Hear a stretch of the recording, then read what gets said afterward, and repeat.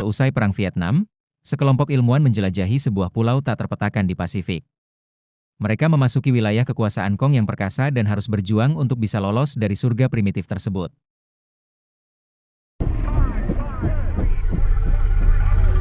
Dan inilah cerita film, Kong Skull Island.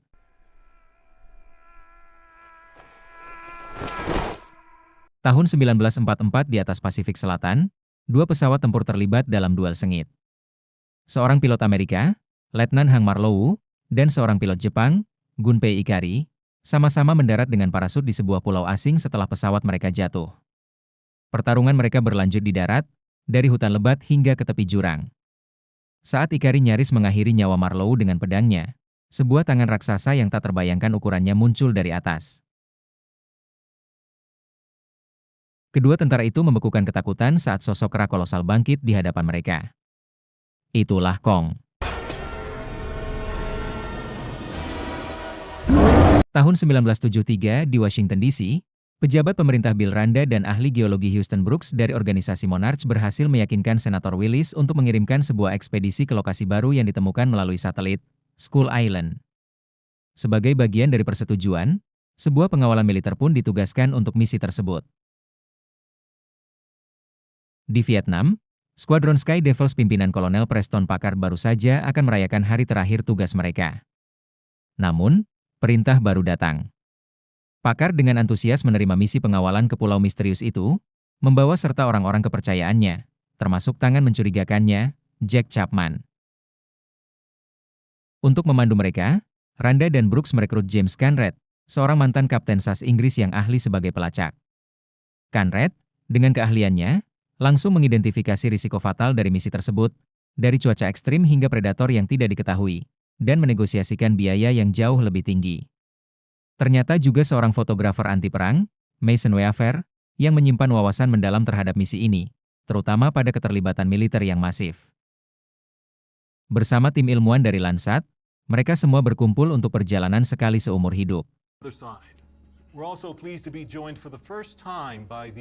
Armada helikopter menembus badai petir abadi yang mengelilingi pulau. Begitu berhasil melewatinya, mereka terbang di atas pemandangan alam yang pembohong dan tak tersentuh. Atas perintah Randa, para prajurit mulai menjatuhkan bom seismik untuk menggambarkan struktur bawah tanah pulau. Peluncuran ledakan itu mengguncang daratan. Hey Randy, you're not gonna believe this. Responsnya datang seketika dan brutal. Sebatang pohon kelapa raksasa melesat seperti tombak, menembus salah satu helikopter. Dari balik pegunungan, Kong muncul dengan kemarahan yang meluap-luap. Ia meremukkan helikopter satu persatu, menghantamkannya ke tanah, dan membantingnya seperti mainan. Dalam hitungan menit, seluruh armada hancur lebur. Para penyintas terpencar di berbagai penjuru pulau. Di tengah puing-puing yang terbakar, Packard menatap tajam ke arah Kong, sebuah berisi penuh balas dendam yang dibalas oleh sang kera raksasa. Di bawah todongan senjata Packard, Randa akhirnya terpaksa mengungkapkan kebenaran. Ekspedisi ini adalah misi rahasia dari organisasinya, Monarch, untuk membuktikan keberadaan monster purba yang ia yakini hidup di perut bumi. Para penyebutnya terbagi menjadi dua kelompok. Kelompok Packard, yang terdiri dari para prajurit, bergerak untuk mencari Chapman dan persenjataannya yang hilang. Perjalanan mereka dihentikan oleh seekor laba-laba raksasa yang menyerang dari atas hutan, membungkus dan menarik para prajurit dengan jaringnya sebelum akhirnya berhasil membunuh mereka.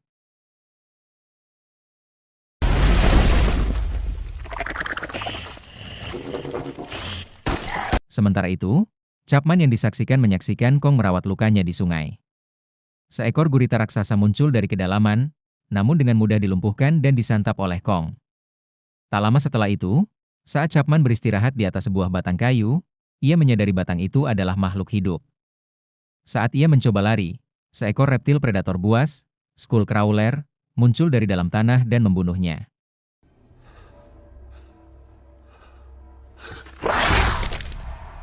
Kelompok Conrad, yang terdiri dari Weaver dan para ilmuwan, disudutkan oleh suku pribumi Iwi yang diam.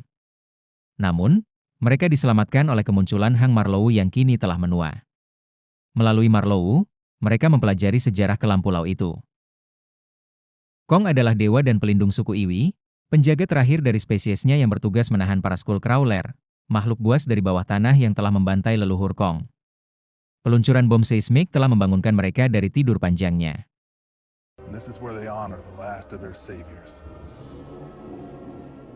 Kelompok itu merencanakan rencana untuk mencapai titik penjemputan di sisi utara pulau. Marlowe, dengan pengalamannya, menunjukkan bahwa rencana itu tidak mungkin dilakukan dengan berjalan kaki dan setuju untuk memandu mereka melewati sungai dengan perahu yang ia bangun dari sisa-sisa pesawat. Setelah mengucapkan selamat tinggal pada suku Iwi, mereka memulai perjalanan.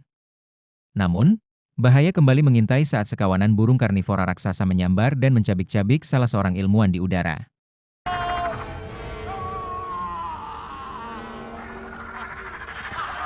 Di sepanjang sungai, Weaver melihat seekor kerbau udara raksasa yang terperangkap di bawah puing helikopter. Saat ia mencoba membantu, Kong muncul. Dengan lembut, ia mengangkat puing itu, memerdekakan sang kerbau. Kong dan Weaver berbagi singkat, sebuah momen di mana Weaver melihat lebih dari sekedar monster. Marlowe mengemudikan mereka melewati zona terlarang, sebuah lembah yang dipenuhi tulang belulang raksasa dari leluhur Kong, sisa-sisa perang kuno melawan para Skullcrawler. Di sanalah kedua kelompok penyerta bertemu kembali. Namun, reuni mereka diganggu oleh serangan Skullcrawler.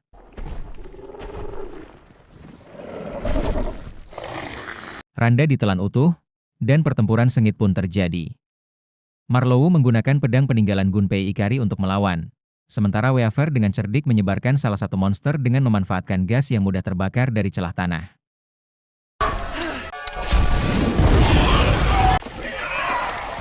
Setelah pertempuran usai, Conrad menunjukkan kalung pengenal milik Chapman kepada Packard, mengkonfirmasi kematian prajuritnya. Namun, Packard tetap pada tujuannya, bukan lagi penyelamatan, melainkan penyelesaian. Ia bertekad untuk membunuh Kong. Malamnya, Packard memasang perangkap maut dengan puluhan drum bahan bakar. Sementara itu, Conrad dan Weaver menemukan Kong sedang beristirahat. Weaver mendekatinya dengan hati-hati dan menyentuh wajahnya, sebuah interaksi damai yang diakhiri oleh ledakan. Paket memancing Kong ke dalam danau dan menyulut bahan bakar, membakar tubuh sang kera raksasa. Kong yang mengamuk dan terbakar berhasil pingsan setelah menerima serangan bertubi-tubi.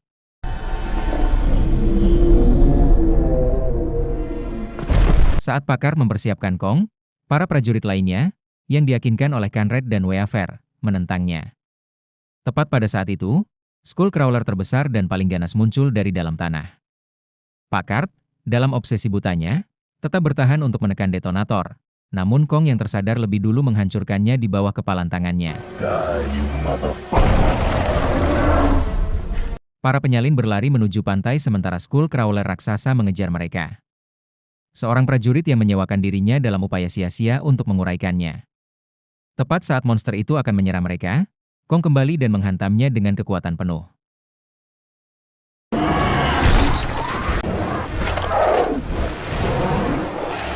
Pertarungan klimaks antara dua predator alfa pun dimulai.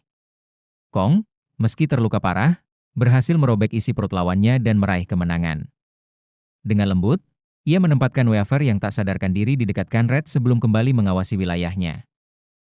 Tak lama kemudian, helikopter penyelamat tiba. Mereka yang selamat, Conrad, Weaver, Marlowe, Brooks, dan beberapa prajurit, akhirnya meninggalkan pulau itu. Dari penginapan, mereka melihat siluet Kong, sang raja yang sendirian menjaga kerajaannya. Marlowe akhirnya kembali ke Chicago, bersatu kembali dengan istrinya setelah 28 tahun dan bertemu dengan anak-anak untuk pertama kali, sambil menonton pertandingan-pertandingan bersama. Conrad dan Weaver ditahan di sebuah ruang interogasi Monarch. Brooks dan Lin masuk, mengungkapkan bahwa Kong bukanlah satu-satunya monster.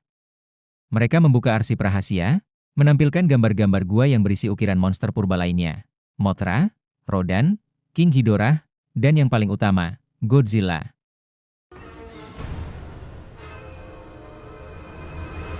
Dan cerita film pun tamat.